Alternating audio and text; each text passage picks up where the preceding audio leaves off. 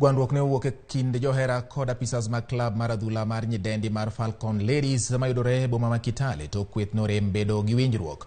Johera mag klab no ne omanore kendo riembo apisas mag klab no manoriko bago romo mar kelo winjruok e klab no kagiseyo apisas kuom duoko klab no chien kendo sando jotugo. Jotugo mag klab no kotenore kod kapten margi Martha Karani omedo seyo apisas mag klab no magiwacho ni thiro dongruok kod chenro mag klab no gino ma jakom okwedo ni oken adier. Bende achiedh nade mar Tanzania Falcons ne ochakore tok tim mar Vihiga Queens loyo gi gonde 3-0 kendo duoko gi e thuolo mar 5 e league mar Flight Women. Hatukuwa palipa kuenda because ukiangalia place wenye watu wengi players wengi wanatoka far, so tulikuwa stranded, tunezeenda wapi? So it was like tulijisanya place moja, tutaenda wapi? Hatujailipa allowance tangu tuanze kucheza hii game hapa nyuma. Pesa yenye nakuja maybe kama hiyo last year imekuwa inatoka pesa kwa caretaker huko.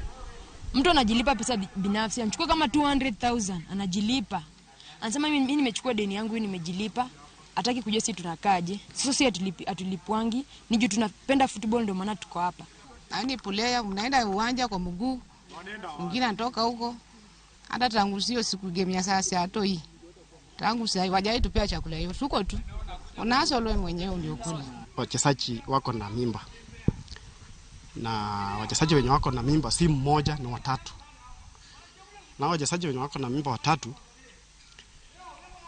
kuna mmoja tulitoa kwa Matungu. Na nikachukua jukumu ya kuweza kufuatilia, kujua ni nini inaendelea.